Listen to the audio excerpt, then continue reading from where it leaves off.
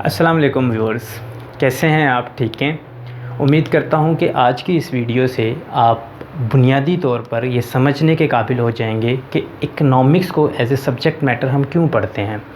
Economics की ज़रूरत इस दौरान में, इस दौर के अंदर क्यों पेश आई कि हम उसे एज ए मुकम्मल सब्जेक्ट के तौर पर अपने सिलेबस का जो है वो हिस्सा बनाने पर मजबूर हैं।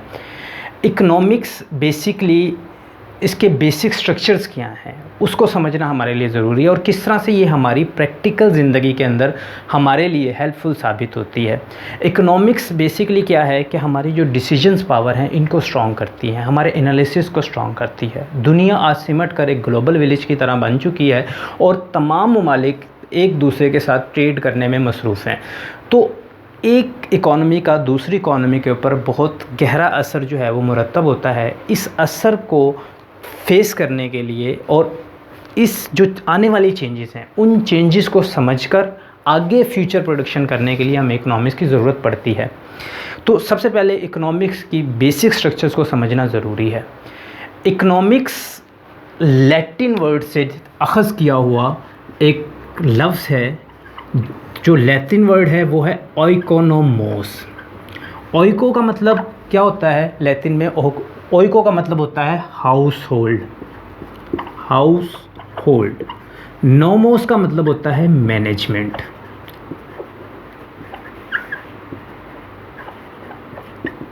हाउस होल्ड मैनेजमेंट से क्या मुराद है? आप देखें कि हर इंडिविजुअल जो घर का सरबराह होता है उसकी हर घर की, हर ख़ानदान की एक लिमिटेड सी इनकम होती है जो कि हमें इनिशियल डेज़ के अंदर जो मिल जाती है।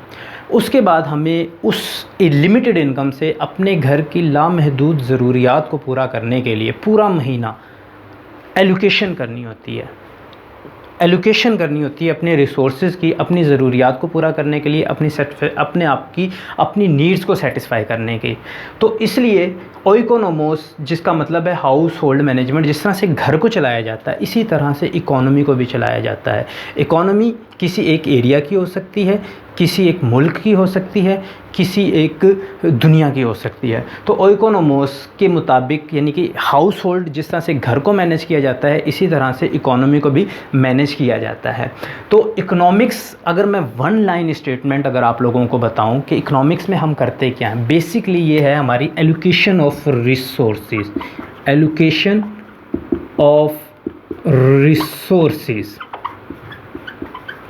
कि आपके पास क्या क्या रिसोर्सेज हैं और आप उन रिसोर्सेज को किस तरह से एलोकेट करते हैं। हर शख्स की, रॉबिन्स जो है वो अपनी रॉबिन्स ने जब इकोनॉमिक्स की एक डेफिनेशन जो है वो प्रेजेंट की, जिसने इकोनॉमिक्स की तमाम तर कबाहतों को दूर किया और एक ऐसी जनरल सी डेफिनेशन जो अगर हम देखें, अगर एनालाइज़ करें तो हर शख्स के ऊपर एप्लीकेबल होती है। वो कहता है, रॉबिन्स कहता है कि हर शख्स जो है वो अपने महदूद ज़राया के अंदर रहते हुए अपनी लामहदूद ख्वाहिशात को पूरा करने की कोशिश करता है। इसी को हम स्कार्सिटी भी कहते हैं। क्या है? रिसोर्सेज दो तरह के होते हैं। एक होते हैं लामहदूद रिसोर्सेज, हवा है, पानी है, ये लामहदूद रिसोर्सेज हैं जिनके लिए हम कुछ पे नहीं करते। हवा है, इसके लिए कुछ हम पे नहीं करते, ये अल्लाह ताला की तरफ से वाफर मिकदार में मौजूद रिसोर्सेज हैं। तो लामहदूद रिसोर्सेज, उनका तो कोई मसला नहीं है, उनका कोई इशू नहीं है। मसला कहाँ है? इकनॉमिक मसला कहाँ पर आता है? जहाँ पर महदूद रिसोर्सेज होते हैं।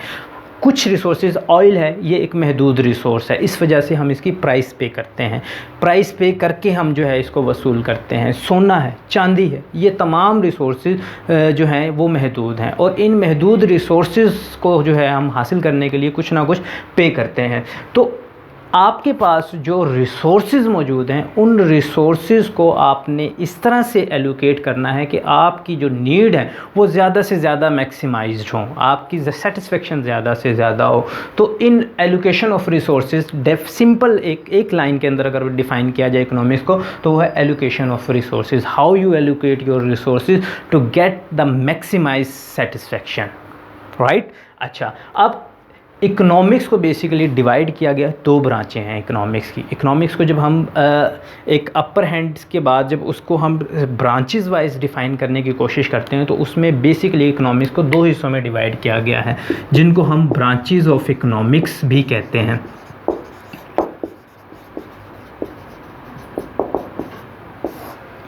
इसमें एक माइक्रो इकोनॉमिक्स और एक मैक्रो इकोनॉमिक्स। अच्छा, माइक्रो इकोनॉमिक्स क्या होती है? माइक्रो इकोनॉमिक्स होती है कि जब हम किसी एक इंडिविजुअल, चाहे वो फर्म है चाहे वो कंज्यूमर है, अगर उनके बिहेवियर को स्टडी करें। मिसाल के तौर पर अगर मोबाइल्स की प्राइसेस अप होती हैं तो एक कंज्यूमर का क्या बिहेवियर होगा? क्या वो इसको डिमांड करेगा या उसकी डिमांड को रिड्यूस कर देगा?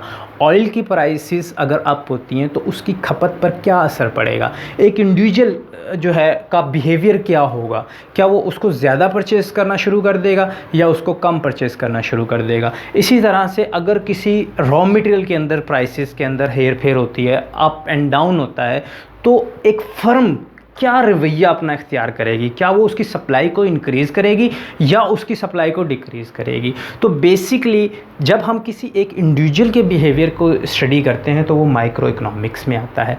मैक्रो इकोनॉमिक्स क्या है? Study of aggregates, overall economy की स्टडी अगर हम करते हैं तो वो मैक्रो इकोनॉमिक्स है। इन्फ्लेशन का जो इफ़ेक्ट है वो किसी एक इंसान पर नहीं पड़ता, वो पूरे एक नेशन के ऊपर पड़ता है, किसी एक कंट्री के ऊपर पड़ता है, किसी एक एरिया के ऊपर पड़ता है।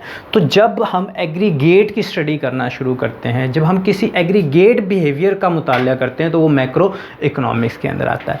तो ये बेसिकली दो इसकी शाखें हैं जिनको हम ब्रांचेस ऑफ इकोनॉमिक्स कहते हैं। एक और चीज़, इकोनॉमिक्स को एज ए सब्जेक्ट हम क्या लेंगे? साइंस लेंगे या आर्ट लेंगे?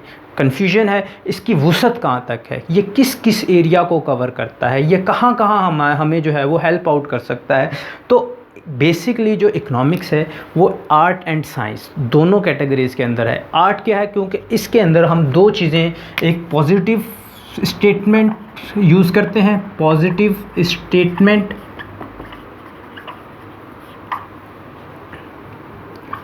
And normative statement.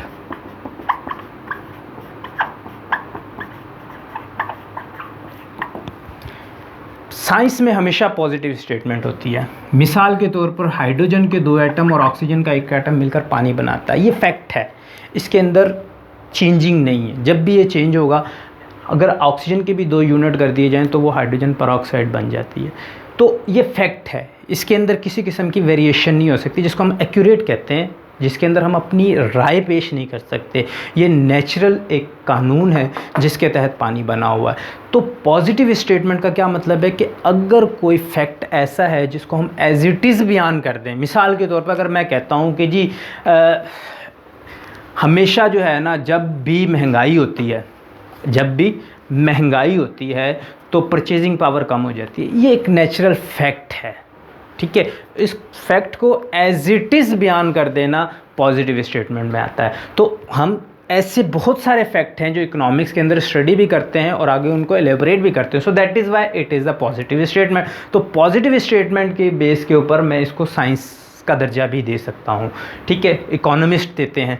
इसी तरह से नॉर्मेटिव स्टेटमेंट क्या है कि जब किसी एक होने वाले नेचुरल इवेंट के साथ आप कुछ ओपिनियन शामिल कर देते हैं। मिसाल के तौर पर मैं कहता हूँ कि जी जब भी इन्फ्लेशन होती है परचेजिंग पावर कम होती है। अच्छा, अब हाँ, अगर इसको मैं किसी तरीके से कुछ सपोर्ट दे देता हूँ, किसी ओपिनियन की सपोर्ट दे देता हूँ कि जी परचेजिंग पावर कम होती है, तो आप अगर ऐसा हो क्योंकि लोगों की रियल इनकम कम हो जाती है। अब इसके अंदर क्या किया है कि मैंने जो रियल इनकम का पोर्शन है वो साथ ओपिनियन के तौर पर कि रियल इनकम को बढ़ाया जा सकता है। किस तरह से बढ़ाया जा सकता है? आप मॉनेटरी वेजेस बढ़ा दें तो फिर उसको कंट्रोल किया जा सकता है। अब मैं क्या कर रहा हूँ कि एक नेचुरल लॉ के साथ मैं कुछ ओपिनियन भी दे रहा हूँ, तो इसको मैं क्या कहता हूँ? इसको नॉर्मेटिव स्टेटमेंट। ये नॉर्मेटिव स्टेटमेंट के ज़मरे में आता है। जब नॉर्मेटिव स्टेटमेंट के ज़मरे में आता है तो it's mean that it's art. तो ये साइंस भी है और आर्ट्स भी है।